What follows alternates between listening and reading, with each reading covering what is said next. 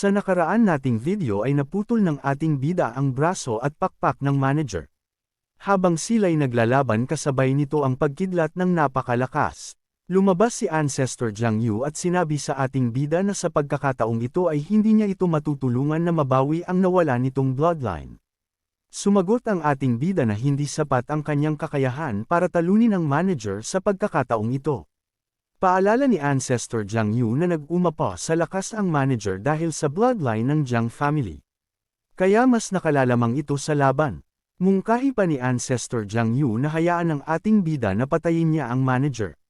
Sumagot naman si Jiang Ting na nais niyang bawiin ang bloodline ng Jiang family sa manager para matahimik na ang mga espiritu ng mga ito. Ang naputol na pakpak at braso ng kalaban ay agad na tumaobang muli. Sabay inatake ng kanyang kapangyarihan ang ating bida. Sinalo ng ating bida ang atakeng iyon ng buong buo. Tumawa ang manager at sinabing nararapat lang iyon sa hindi pagsunod sa tulad niyang Diyos. Habang sinasalo ni Jiang Ting ang pag-atake ay nagmungkahi si Ancestor Jiang Yu na may gusto siyang gawin at wala nang sino man ang makakagawa noon kung di siya lang. Agad na nagtiwala ang ating bida sa kanyang Uncle Jiang Yu. Sabay nagliwanag ang dragon na nasa kanyang balikat. Sinabi pa nito sa ating bida na gawin nito ang nais nitong gawin at siya ang magiging espada ng ating bida. Hinati ni Jiang Ting ang kapangyarihan ng manager gamit ang kanyang sword habang ang Ancestor Jiang Yu ay nagbabala na limitasyon lang ang kanyang kapangyarihan kaya kailangan nitong talunin agad ang kalaban. Matapos mawasak ang kapangyarihan manager ay tumambad ang post-aura ng ating bida na may nakalagay na dragon sa kanyang balikat katulad ng kay Ancestor Jiang Yu. Natuwa si Qi Xiuming dahil matapos mawala ang bloodline ni Jiang Ting ay nagagawa pa nitong lumaban. Kumilos ng napakabilis si Qi Xiuming at inatake ang ating bida, matapos magsalpukan ang kanilang lakas ay nagdulot ito ng matinding impact. Binyantaan ng manager si Jiang Ting na parurusahan niya ito. Habang nagkakaroon ng malalakas na kidlat sa kalangitan ay naisip ng ating bida na nasa hindi maayos na kondisyon si Qi Xiuming at kapag ginamit nito ang kapangyarihan ng Dragon Bloodline ay gigisingan niya si Black. Naisip ng ating bida na ito na ang pagkakataon niya. Maghanda ng isang suntok si Qi Xiuming sa ating bida habang sinasabi na may lakas pa ito na tumingin kung saan. Nakaiwas si Jiang Ting sa suntok na iyon at nabigyan niya ang manager ng isang sipa sa sandata nito. Sa lakas ng sipa ni Jiang Ting ay tumilapon ang manager sa loob ng Panlong Mansion. Nakabawi naman agad ang manager sa kanyang posisyon, nagpaalala muli ang Ancestor Jiang Yu na wala na itong natitirang oras.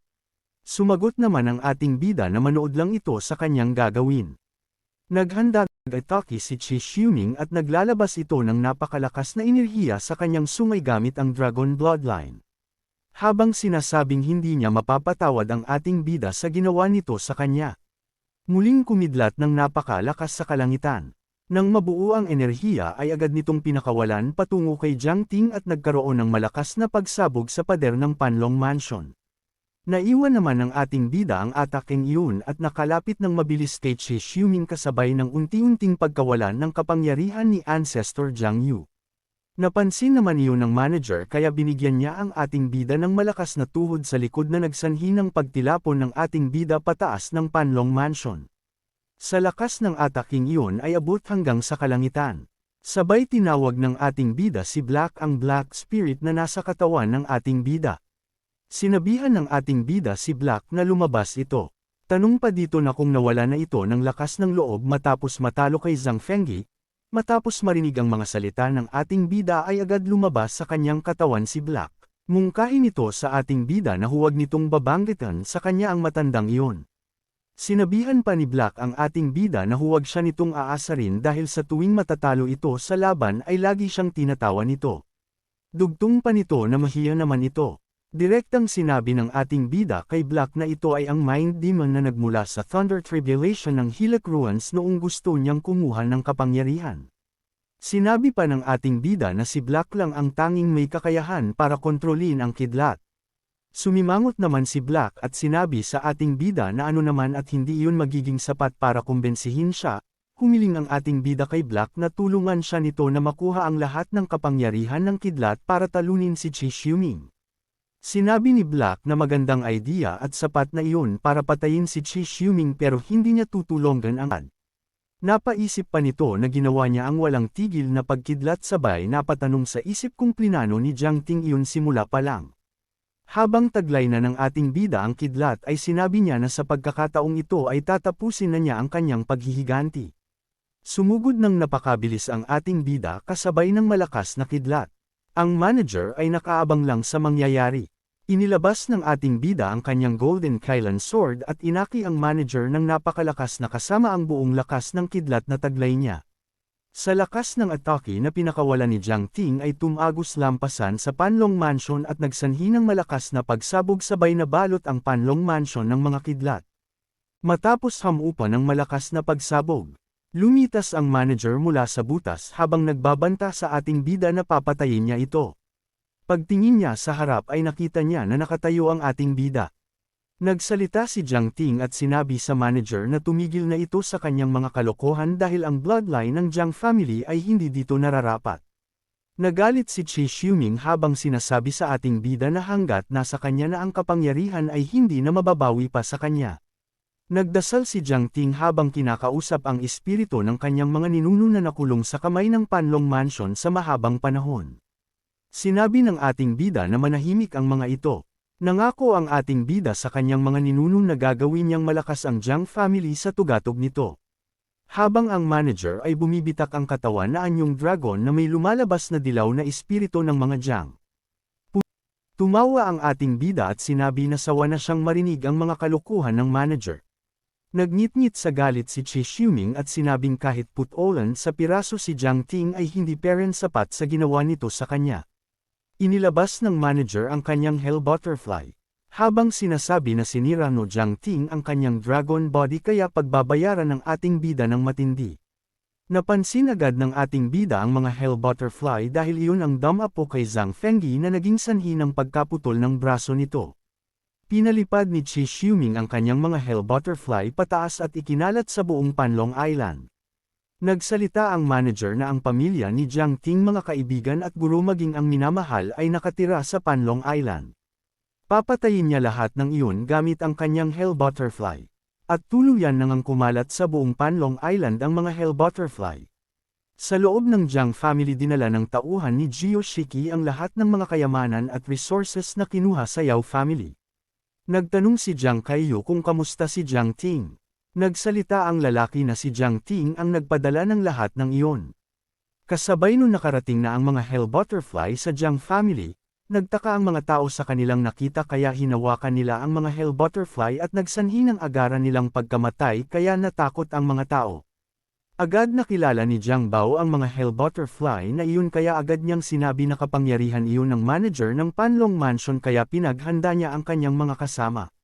Inutos ni Jiang Kaiyu sa mga tao na kumuha ng mga spirit weapon at palayasin ang mga Hell Butterfly. Mungkahi ni Liu muna na kapangyarihan iyon ng manager na kahit si Zhang Fengyi ay walang laban sa mga Hell Butterfly na ito. Kaya nag-alala ang dalaga na nasa panganib ang ating bida. Maya-maya pa ay binalot ng mga blossom ang Hell Butterfly para itaboy ang mga ito. Biglang lumitaw si Leang at sinabing mapanganib ang mga ito kaya umatras ang dalaga.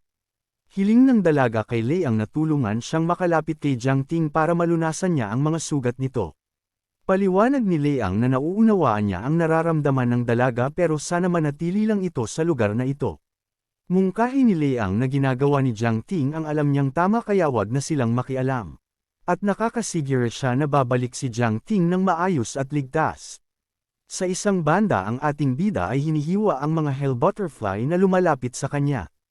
Agad niyang sinugod ang manager para patayin dahil magiging masama ang kahahantungan kapag di pa niya napatay ang taong ito. Tumawa ang manager at sinabing wala ng pag-asa ang ating bida dahil kung sino ang humawak sa kanyang blood vein na Hell Butterfly ay mamamatay at mapupunta sa kailaliman. Salaysay pa ng manager na kahit mamatay siya ay hindi mawawala ang kanyang mga Hell Butterfly at tuluyan pa rin itong papatayin ang mga tao. Napahinto si Jiang Ting at tuluyang napalibutan ng mga Hell Butterfly. Tumawa ang manager at sinabi na ano ang kaawa-awang ekspresyon ng mukha ni Jiang Ting at sinabi na kapariho lang ito ni Jiang Kaifeng noong mga panahon iyon. Ayon sa Lord na ang ama ni Jiang Ting ay lumuhod at nagmakaawa sa kanya mailigtas lang ang Jiang family. Habang tuluyang napalibutan ng Hell Butterfly ay sinabi ng manager na kabayaran ito ng paglaban ng ating bida sa Panlong Mansion at wala na itong magagawa pa. Maya-maya pa ay nagulat ang manager dahil walang kahirap-hirap na sinunog at inabsorb ng ating bida ang mga Hell Butterfly ng manager. Mungkahi ng ating bida na hindi niya hahayaang nagtagumpay si Chi Xiuning. Laking gulat ng manager na nasusunog ang kanyang Hell Butterfly at ang blood vein ni Jiang Ting ay nag-transform sa pagiging dragon. Mas lumakas pa ang dragon transformation ng ating bida dahil nagkapaa na ang dragon niya. Nagtaka ang manager dahil na-absorb na niya ang blood vein na flame serpent ni Jiang Ting pero bumalik pa ito sa pagiging dragon. Sumigaw ang manager sa galit dahil ang pinaghirapan ng Panlong Mansion sa loob ng 500 taon ay si Jiang Ting lang ang nakinabang. Sinabi ng ating bida na ililigtas niya ang lahat dahil ang mga salita ng kanyang ama ang nagbigay ng lakas sa kanya para magtagumpay. Paliwanag ng ating bida na kaya natalo ang kanyang ama kay Chi Xiuning ay dahil may nakanda na itong plano at may dahilan ito para sa pagkakataong ito. Dagdag pa ng ating bida na kaya nagawa ng kanyang ama na mamatay ay dahil alam nito na magagawa niyang iligtas ang Jiang family sa hinaharap. Kaya iniwan nito sa ating bida ang Brahma Dragon Fist. Para matutunan ng ating bida, agad inactivate ni Jiang Ting ang Brahma Dragon Fist. Nakilala naman agad ng manager ang teknik na iyon at sinabi nito na ang teknik na iyon ay ang ninakaw ni Jiang Kaifeng. Naisip pa ng manager na kayang sirain ng Brahma Dragon Fist ang isang bloodline pero malaki ang epekto nito sa gumamit ng teknik na ito. At walang sino man ang nagawang magtagumpay na paglinangin ng teknik na iyon. Agad sumugod ng napakabilis si Jiang Ting gamit ang Brahma Dragon Fist. Sa nakaraan ng malapit nang mamatay si Jiang Kaifeng ay nag-iwan ito ng mga salita na isang araw kaya ng ating bida na mapalaya ang Jiang family sa hola nito at nagtitiwala siya sa kanyang anak. Habang nahihirapan ang ating bida sa lakas ng teknik na kanyang papakawalan ay matagumpay pa rin niyang naitama sa manager at nabigyan ng isang malakas na atake ang dibdib ng manager at nabutas ito. Sa lakas ng atake napasuka ng dugo ang manager. Habang nasuka ng dugo ang manager napaisip siya kung naghahalusinasyon siya sapagkat umilo ang kwentes ni Jiang Ting at nagsalita na kung magaling ba ang anak niya. Matapos nung nakita niya si Jiang Kaifeng na katabi ng ating bida. Nagsalita si Jiang Kaifeng sa manager na hindi nito mapapatamba ang anak niya. Matapos tamaan ng Brahma Dragon Fist ang manager ay kasabay ng pagkasunog ng mga Hell Butterfly ng manager. Natuwa si Leang at Liu Munan dahil nagawang manalo ng ating bida. Nagalit ang manager dahil ang kanyang bloodline ay lumalabas na sa kanyang katawan. Nagalit ang manager at sinabi sa ating bida na siya ang manager ng Panlong Mansion pero naisahan lang siya ni Jiang Ting at ng ama nito kaya hindi niya mapapatawad ang ating bida at hindi kikilalanan ang pagkapanalo nito. Nagsalita si Jiang Ting na tapos na ang lahat kaya tumigil na ang manager. Nagmungkahi ang manager na sa sandaling mamatay siya ay ang buong Panlong Island ay sisabog, habang magse-self-destruct ang manager isinigaw niya na hanggang sa kamatayan ay dadalahin niya sa impyerno ang pamilyang Jiang, sinabi sa ating bida na mamamatay din ito at wala itong tatakbuhan, sa isang banda hindi makakilos ang ating bida dahil sa epekto ng paggamit ng malakas na teknik na Brahma Dragon Fist, ilang sandali lang ay nagkaroon ng malakas na pagsabog sa Panlong Mansion.